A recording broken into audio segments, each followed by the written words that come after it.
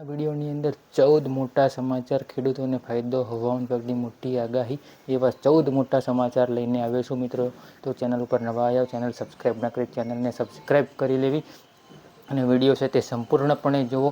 જે 14 મોટા સમાચાર ખુશ ખબર સમાચાર એક પ્રકારે કહી શકાય, સારા સમાચાર છે, વેપારીઓ માટે પણ સારા સમાચાર છે. તો મિત્રો વિડીયોમાં આપણે જોઈએ કયા 14 મોટા સમાચાર હું લઈને આવ્યો છું. વિડીયોમાં એન્ડ સુધી બને રહેવું અને ચેનલ સબસ્ક્રાઈબ કરીને વિડીયોને તમામ ગ્રુપમાં શેર કરી દેવું.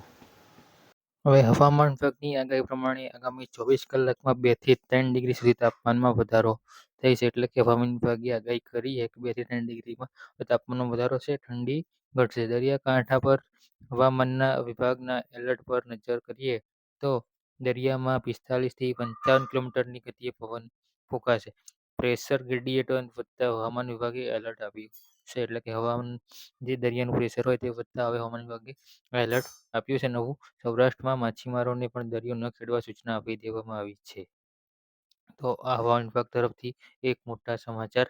હવે આગળ નેક્સ્ટ સમાચાર વિશે જોઈએ. વિડીયોમાં કન્ટિન્યુ બના રહેજો મિત્રો. 14 મોટા સમાચાર તમારા માટે લઈને આવ્યો છું. સહારાના રોકાણકારો મોટા સમાચાર.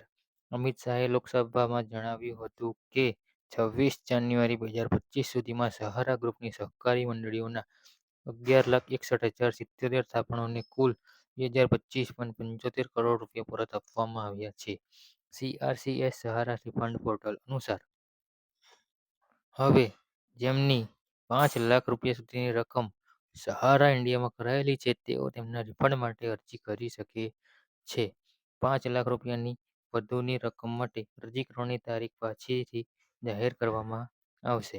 હાલમાં આધાર કાર્ડ સાથે લિંક બેંક ખાતામાં 50,000 રૂપિયા આપવામાં આવે છે. એટલે કે આધાર કાર્ડ સાથે જો બેંક એકાઉન્ટ લિંક હશે તો તમારા એકાઉન્ટમાં આ સહારા રોકાણકારોના જે મોટા સમાચાર છે તે 50,000 રૂપિયા ખાતામાં જમા કરવામાં આવશે. હવે આગળ જોઈએ નેક્સ્ટ સમાચાર વિશે.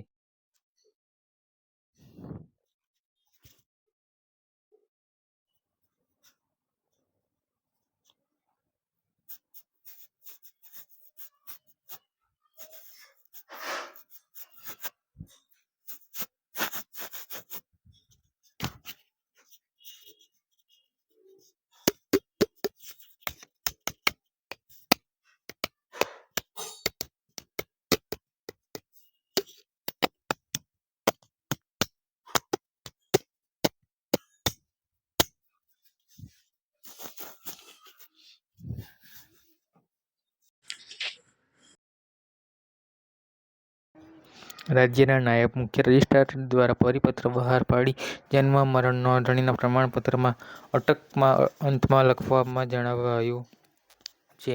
સમગ્ર ગુજરાત રાજ્યમાં જન્મ અને મરણ નોંધણીમાં નામના એકસરખી પેટર્ન જળવાઈ રહે તે માટે હવે જન્મ અને મરણના પ્રમાણપત્રમાં અટક છેલ્લે આવશે. આ અંગેનો પરિપત્ર પણ જાહેર કરી દેવામાં આવ્યો છે. જન્મના પ્રમાણપત્રમાં ફર્સ્ટ નેમમાં બાળકનું નામ, મિડલ નેમમાં બાળકના પિતાનું નામ અને લાસ્ટ નેમમાં અટક લખવી. આ મુજબનો પરિપત્ર બહાર પાડ્યો છે. જોઈએ હવે આગળના નેક્સ્ટ સમાચાર.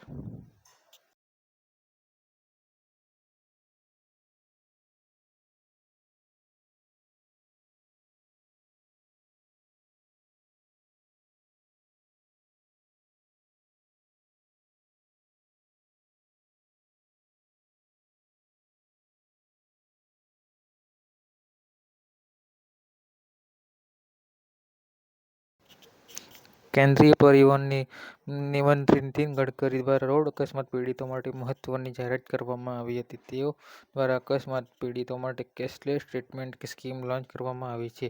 આ સ્કીમમાં સરકાર પીડિતોને 7 દિવસ સુધીમાં મેડિકલ ખર્ચ રૂપિયા 1.5 લાખ કવર કરવામાં આવનાર છે.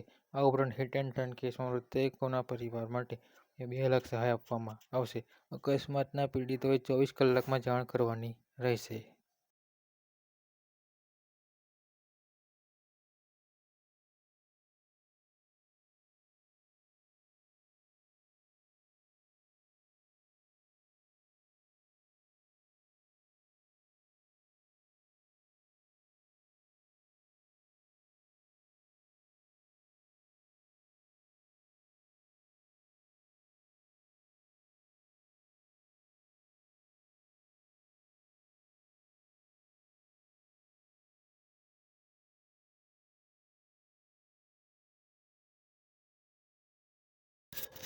કેન્દ્ર સરકાર માર્ગ અકસ્માતમાં ઘાયલ લોકોને તાત્કાલિક હોસ્પિટલમાં લઈ જનારા સારા લોકો માટે ઇનામની રકમ વધારીને 25,000 રૂપિયા કરશે. હાલમાં આ રકમ 5,000 રૂપિયા છે. કેન્દ્રીય માર્ગ પરિવહન અને રાજમાર્ગ મંત્રી નીતિન ગડકરીએ પુણેમાં એક કાર્યક્રમ દરમિયાન આ માહિતી આપી હતી. જો રોડ અકસ્માતના 1 કલાકની અંદર પીડિતને હોસ્પિટલ લઈ જવામાં આવે છે, જેને ગોલ્ડન અવર કહેવામાં આવે છે.